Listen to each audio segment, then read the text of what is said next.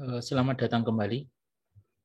Pada kesempatan kali ini kita akan membahas tentang pendekatan dalam mempersiapkan akreditasi rumah sakit di tahun 2022.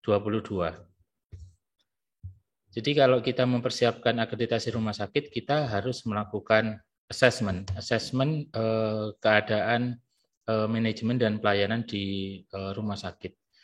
Dalam assessment itu kita kemudian membuat beberapa kesimpulan, dan kesimpulan itu kemudian akan membuat perbedaan pendekatan dalam kita mempersiapkan akreditasi rumah sakit.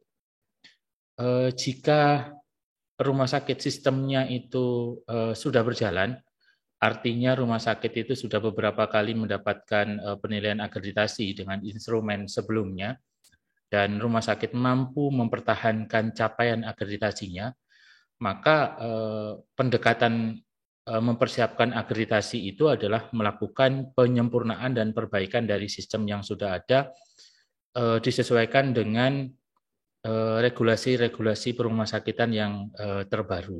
Misalkan, sistem pelayanan pasien mulai dari pendataan sampai dengan pasien pulang atau dirujuk, maka yang kita lakukan itu adalah mencari fokus atau titik untuk dilakukan penyempurnaan. Agar sistem tersebut berjalan dan dipandu oleh kebijakan, prosedur sebagaimana yang dipersiapkan oleh elemen penilaian. Jadi kita harus mempersiapkan atau mengidentifikasi kebutuhan dari masing-masing elemen penilaian yang ada di akreditasi rumah sakit dan memeriksa apakah substansi dari elemen penilaian itu sudah atau belum kita temukan di dalam kebijakan, pedoman, atau panduan yang kita miliki di rumah sakit. Oleh karena itu, pemahaman tentang elemen penilaian, maksud dan tujuan setiap bab itu menjadi hal yang krusial dan sangat penting. Asesmen yang kedua, manakala sistem belum berjalan atau tertata dengan baik. Ya. Jadi ini biasanya pada rumah sakit yang baru pertama kali melakukan akreditasi rumah sakit, karena barusan mendapat izin operasional, atau selama pandemi COVID-19 rumah sakit berfokus pada upaya untuk kemudian menghadirkan pelayanan yang terbaik untuk pasien COVID-19, sehingga beberapa proses update regulasi itu perumahsakitan itu belum sempurna dilakukan. Bisa jadi sistem itu kita katakan belum berjalan dengan baik. Maka pendekatan yang kita lakukan itu adalah mempelajari sistem pelayanan. Semisal sistem pelayanan itu adalah kaitan dengan pelayanan laboratorium. Maka kita kaji betul apa output dari pelayanan, apa indikator dan kinerja yang perlu ditetapkan, bagaimana tahapan proses pelayanan, dan bagaimana pemenuhan sumber daya atau inputnya.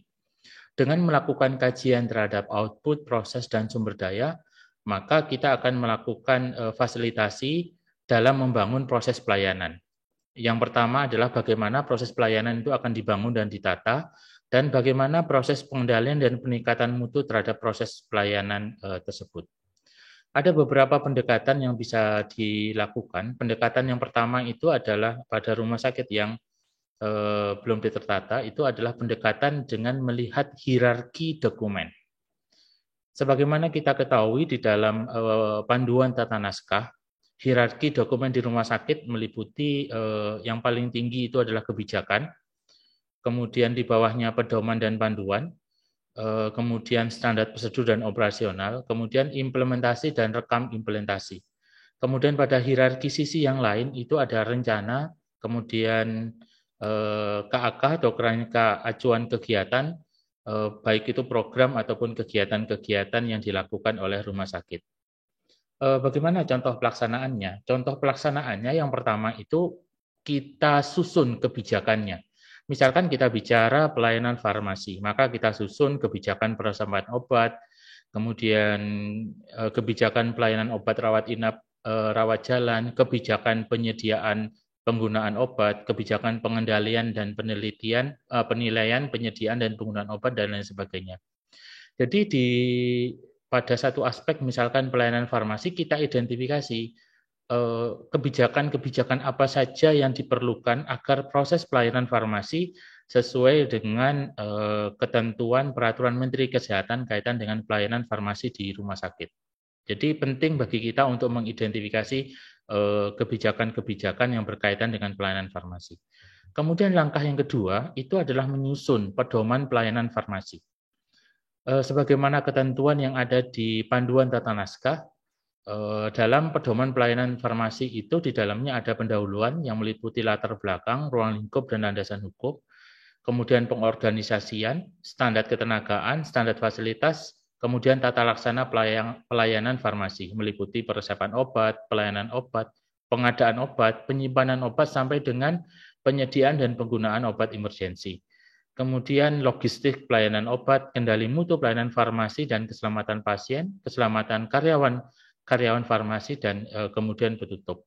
Jadi langkah kedua adalah menyusun pedoman pelayanan farmasi. Langkah yang ketiga itu adalah menyusun prosedur SPO yang dibutuhkan atau yang dipersyaratkan. Jadi kita harus mengidentifikasi SPO yang dibutuhkan dalam melakukan pelayanan farmasi. Misalkan SPO peresepan obat, kita siapkan. SPO pelayanan obat rawat jalan dan rawat inap, SPO penyediaan dan penggunaan obat, SPO pengendalian dan penilaian penyediaan dan penggunaan obat, SPO monitoring peresepan obat sesuai dengan formularium, SPO penanganan obat kadaluarsa, SPO penanganan efek samping obat, dan SPO-SPO lain yang dibutuhkan, yang dipersyaratkan dalam kita memberikan pelayanan farmasi. Kemudian setelah itu kita susun program peningkatan mutu dan keselamatan pasien yang ada di farmasi.